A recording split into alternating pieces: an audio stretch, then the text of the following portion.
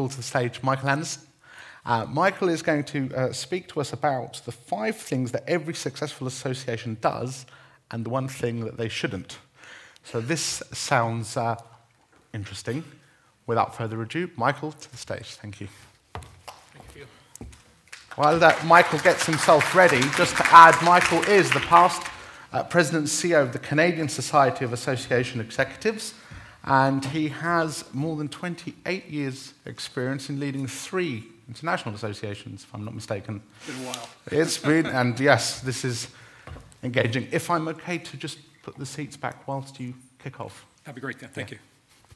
Good morning, ladies and gentlemen, and Theo, thank you for those kind comments and introduction. I've had, as Theo mentioned, the honor and the privilege of working in the association sector for 28 years, and no, I didn't start when I was 12 years old. I spent my time before that working in the private sector within the publishing and the retail sector trade. And I think the thing that I found interesting through the career that I spent over the 28 years in associations, I had a lot of opportunity to talk to numerous association executives around the world, chief staff officers, directors, line staff, managers, board members. And I think the one thing that I've found true about this great sector is, to be frank, it's really weird. It really is, when you think about it for a moment. You know, we spend hours in rooms taking minutes. We draft motions that people don't understand what it is they're supposed to do. We often spend more time thinking about process than progress. And at the end of the day, I think what we're often missing is the vital role that associations play in the social and economic strength of the countries that we live in. Through my work within the association sector, what I've often found is that organizations really are lost in terms of where they want to focus and the areas that they really need to deal with as they go forward. And what I want to share with you today is a number of things that I think I've observed over my time in the sector, talking to people, listening to people about what's going on, and how associations can be more effective. And I'm sure many of you are probably along this path, but I think this will help serve as a reminder, and for those of you who are maybe struggling a bit with where you want to get your association to, will help you move along that process. A couple of things that I just wanted to run us through really quickly is, if you take a look at these, in my experience, are the 5 things that organizations really need to focus on if they really want to advance the organization. Now, as the previous speaker had noted, when you take a look at associations, why do they exist? Well, essentially, they're a group of people coming together to address common issues, common problems, and trying to find an issue and a solution, a way forward. And it really is quite interesting. You think about it, how a diverse group of people come together, volunteer their time, work together diligently to really try and solve issues that really matter to the constituent base that they're serving. And I think as I've gone through working with organizations around the world, what I've often seen is too much time being spent on the minutiae and not enough really looking at the end of the day, what is it that we're doing? Everything that we do, what does it do in terms of driving value to our members? I think the first one, and we took a look at this, is around the issue of what is your business model.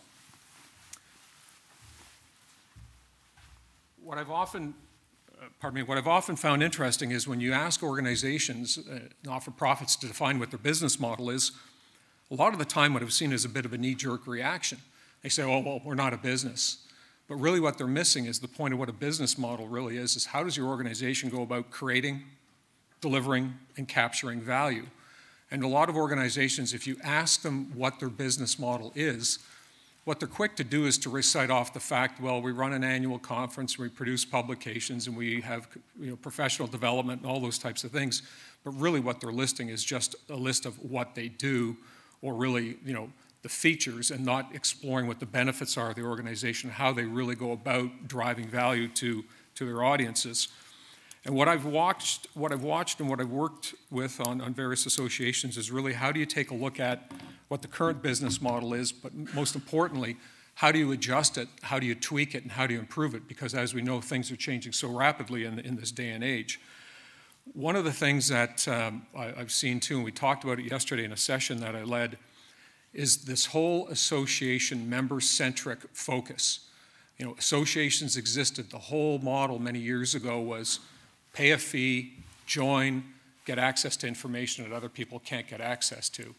Well, as you know, in this day and age of access to information freely across the internet and other media, that model is really being eroded. It's what I referred to and other people have referenced as being, you know, the secret garden approach. And that's really where people are saying, okay, right, pay me £200 and you get to get in and see what's in the secret garden. Well, what people are saying is, look, I don't need to pay you £200 to get into the secret garden. Either I don't like what's in there, or there's many other gardens that I can get into for free. And for organizations, what they're really being challenged by is how is that model changing underneath their feet? And how importantly, as important I should say, how do they look at changing the business model so that they're more inclusive, but at the same time respecting the need to have a membership base? What I've experienced is that organizations are actually starting to look beyond membership.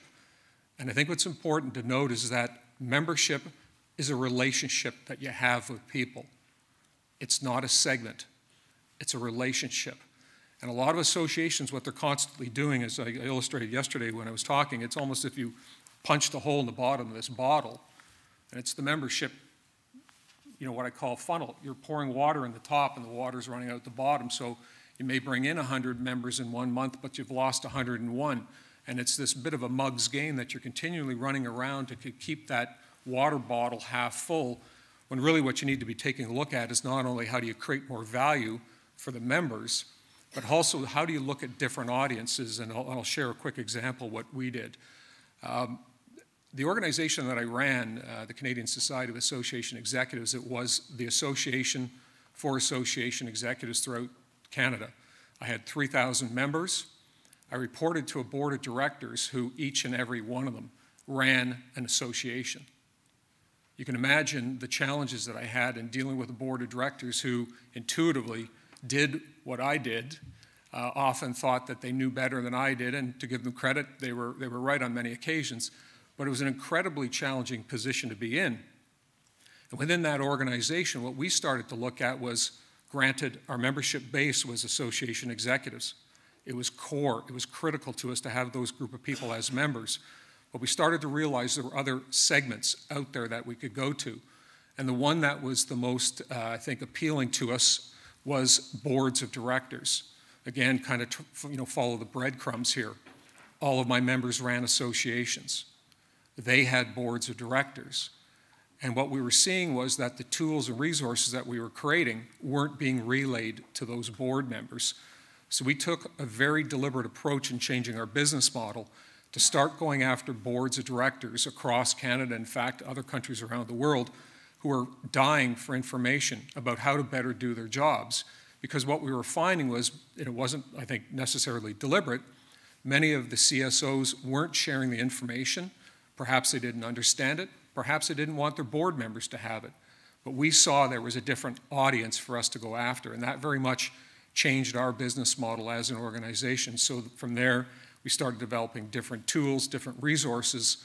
And while we certainly saw some backlash from our members, keep in mind, these would be individuals running large associations who were wondering why we were targeting their board members, our response was, look, if you've got a board member who's dissatisfied with what's happening in the organization, is looking for resources, why wouldn't you want them coming to the professional organization of which you're a member, rather than finding something on Google or Yahoo that they pull out of their briefcase at a meeting and wave in the air, and then you're on the defensive. And what we saw as I was working through my final years with CSE was a change in that thinking in terms of how we operated and ran our business model. And I think it's critical for organizations to really sit down and take a look and say, well, if our membership is flat and our revenues are plateauing and we really don't have the influence we thought we once did with our members, what's wrong with the model? And really start diving into and looking at how you can improve it and how you can change it. The second thing that I've seen I think is really critical in terms of success for associations is really clarity and consensus. What's really necessary here is you have to be really certain about what it is the organization is going to focus on and the unrelenting areas you have to focus on to drive to that point. When you take a look at strategic planning, I think all of us have spent a lot of time in rooms where you go through a strategic plan, and at the end of it, you come out and you really wonder, is this plan actually going to be able to be put into place? And I think what I've seen is the plans that work best are those that are grounded in, certainly you want to stretch, but you also want to be grounded in the reality of what the organization can achieve. To my way of looking at it, and the people that I've talked to, and the best experience I've seen is as the plan is being developed, and it involves obviously the full board, it's involving the chief staff officer and senior staff, is a clear understanding that the board, as it works through the plan, it's looking to the chief staff officer as a partner for that individual to come back to the board in a fairly short period of time. And I'm not talking 6 months or 9 months because you just don't have that time. But for that individual to come back to the board and say, right, if this is a strategic plan that we've set for the next couple of years, then this is how I intend to operationalize it, and this is where we really need to allocate our resources to. I think what it does, it takes the plan, which as you know is a very lofty, very ambitious document in terms of where the organization needs to go to, but allows the CSO and their staff to really take a look at it and say, okay, here are the resources that we need. In many cases, it may recall that the organization has to go into its reserves in order to build for the future, and with that, may have to deliberately incur a deficit budget in 1 or 2 years. And I know for a lot of board members, the idea of a deficit budget is just absolutely horrific. But in reality, in an association, as you know, you're on this constant balance beam of, you know, you don't want to make too much money because you're going to attract the attention of the tax man, but neither do you want to be constantly in a deficit position because you're going to run out of money. But I think as I see around the clarity and the consensus that's needed here is that the plan that you come up with has to be linked to operational areas, and with that, a measurement of how those things are going to be achieved, but also the understanding that the organization is committed to changing and making that shift, and that requires the board to really have its head around the need that they can't stay where they are, because that will absolutely paralyze the organization and it'll wither and it'll die. The one thing I think that I also see as well is really around this whole issue of the deliberation between boards of directors and staff. I've often seen scenarios where boards are comprised of individuals who, frankly, have nothing better to do. And I've often said this to my members and other individuals that the role of a volunteer is a very important role. But too often what happens is it's the warm body syndrome where you have a board of directors of 12 people, 2 people resign during the course of the year. What happens, somebody says, well, I know a couple of great individuals. They come onto the board, and within a short period of time, the chief staff officer and the other board members are kind of going, ooh, we got an issue here. I know it sounds rather harsh, but I'm a big supporter of the need to be very deliberate in terms of who you're recruiting and who you're bringing onto your board of directors. And I'm not talking about being elitist at all. What I'm talking about is you need the right people on the bus. And in order to get those people on the bus, you've got to be really clear about what it is you're looking for in the first place. You need to be looking at things like core competencies. What is it that these people have to have at the very beginning in order to come on the board and do an effective job? With that, it has to also take into the role of how do you go about recruiting? How do you go about orienting people to their role? And how do you train board members? And it's not that the training takes place in a 90-minute session at the start of the first board meeting. It's an ongoing process so that these individuals really understand what their roles and what their responsibilities are. And I see too many organizations kind of say, well, look, we really don't have any control over who gets elected or appointed to the board. My view is that if you have the opportunity to change the bylaws to do so, then do it. If you're in a situation where that just simply is out of the question, then the impetus is even greater to ensure that you're orienting and you're training your board members to understand what their performance levels are and what's expected of them. And within that they're also evaluated. I've seen this happen far too many times where organizations are just being torn apart by internal board fighting and wrong dynamics. And when I often pose the question, You know, do you even have an orientation process? Well, no, we just kind of gave them this manual and let them read it. But I think also what happens as well as a board goes through its work, recognizing that board terms are staggered, board members don't all serve the same term and then leave en masse, it's the issue of evaluating board members. And I know many individuals kind of throw their hands up and say, well, we can't possibly do that, they're volunteers. But at the end of the day, these individuals want to know that they're making a meaningful contribution, and as importantly, that they're taking something away from it that's going to help them when they work and volunteer for other organizations. There's certainly a number of great tools out there that I can point you to during the course of the conference when we have time to get a coffee or tea. But the thing I often see is with board evaluations is what you really need to take a look at is an evaluation process that involves the board evaluating its performance overall. So what they're being asked to do, evaluate in terms of how do they perform as a board, what level of effectiveness did they reach, did they focus on strategy and policy, or did they get mired in the minutiae and start trying to play around with the budget, much to the chagrin of staff. But also that evaluation then allows them to evaluate themselves as individual board members.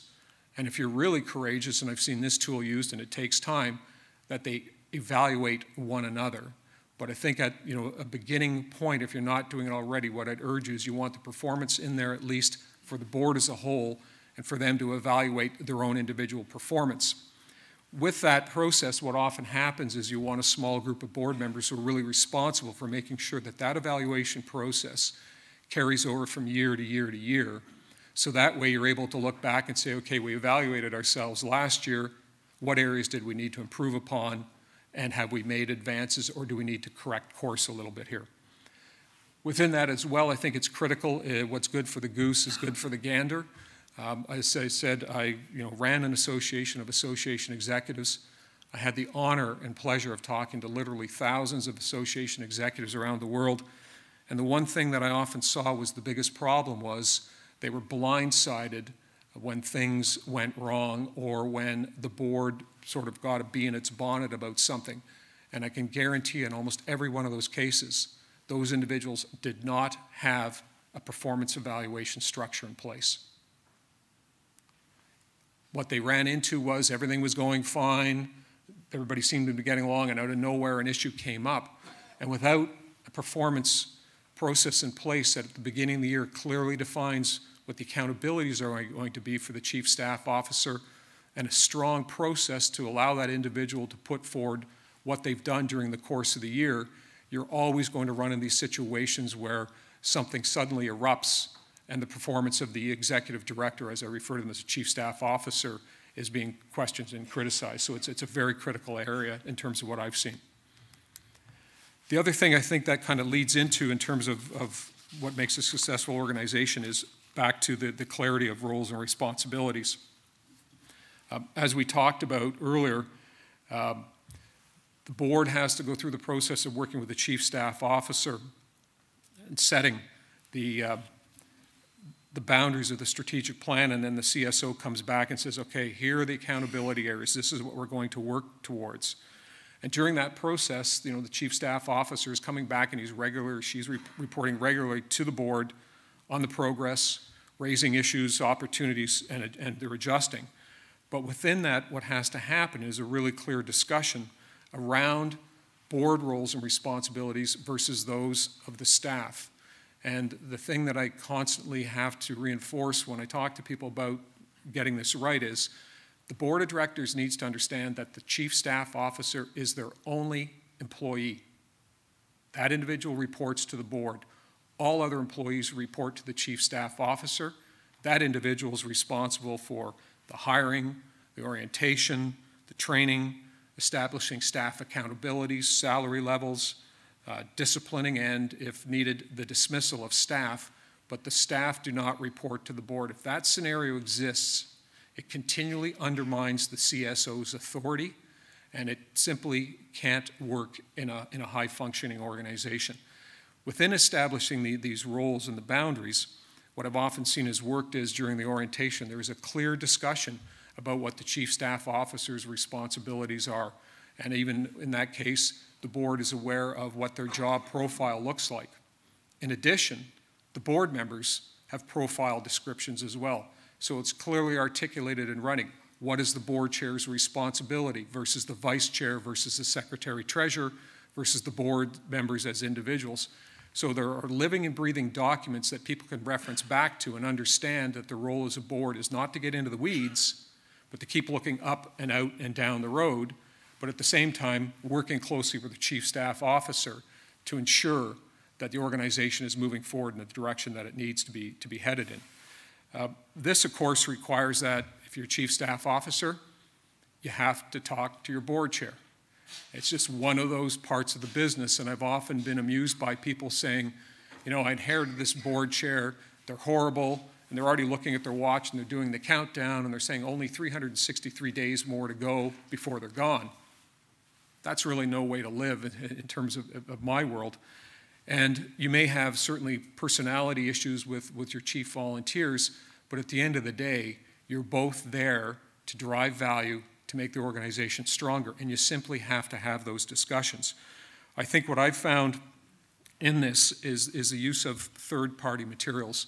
There is a wide array of information out there that you can get off the internet, you can order from various organizations that really sets the tone that it isn't necessarily coming from you as a chief staff officer as to how the board should operate and behave, but it is vetted information that board members will understand, well, wait a minute, my role isn't to favor the pet project that I came to the board with. My role is really to represent the interests of the members as a whole and do what's best for the organization, not my own pet project and my own pet pony, so to speak.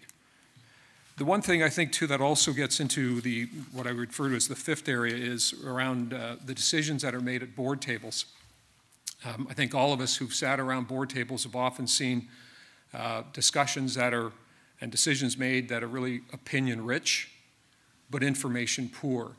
Or, as we've often said, individuals who've got the loudest voice or talk the most at the board table are the ones that kind of carry the conversation. And it's unfair. It is it's a detriment to the organization, and it actually weakens board performance when all they're doing is going on the I think, I feel, and not getting into the facts and really driving down into what are the issues, what is the information, what are the facts that need to be brought to the table that really helps them do their jobs more effectively and more efficiently. And this requires time, and I think, again, what many of us have seen sitting around board tables is discussion starts for a couple minutes, all of a sudden somebody throws a motion on the table, somebody seconds it, you're in a box, you're done. Because now your discussion is bound by this half-baked motion that's been thrown out on the table. So all the discussion is around that parameter. The approach that I've seen that works far better, and this again takes the interaction between the chief staff officer with the board chair and the board as a whole understanding its role is, rather than just put the motion on the table and box yourself into the discussion, you really need to take the time to explore the issue. Now, I'm not talking about taking 7 or 8 hours to discuss the thing over and over again. Again, that's the board chair's responsibility to ensure that all voices are heard equally, that everybody has a voice, but at a point, it's time to move on from that particular issue.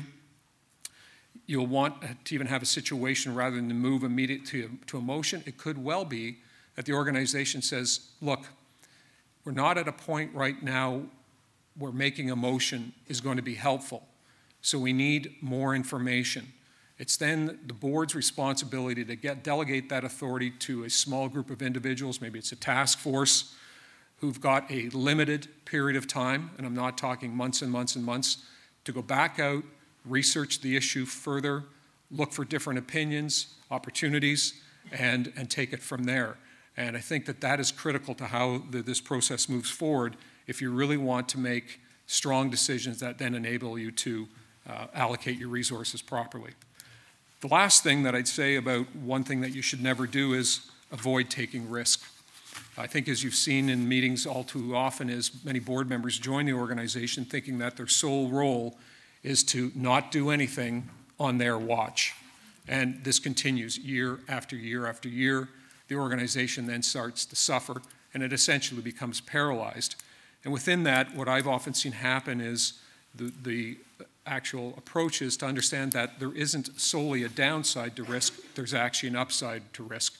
If you determine carefully what it is that you want to do to move the organization forward, you're willing to take greater risk, you're willing to experiment and willing to learn from those experiments and not shut everything down, the organization is going to move forward, it's going to improve, it's going to succeed. I think in terms of wrapping up for you, the one thing is that what I've often observed as I've talked about these 5 issues and the one thing you shouldn't do, as I mentioned at the beginning of my comments, associations are weird. You've got members who are owners, they're customers, but at the same time, when you look at it, the work that this sector does is so valuable. And the areas that we need to focus on that I've touched on are critical to driving and moving the association forward, because at the end of the day, the work that we do is on behalf of our stakeholders, and that's a really neat place to be. Thank you very much, ladies and gentlemen. I appreciate your time this morning.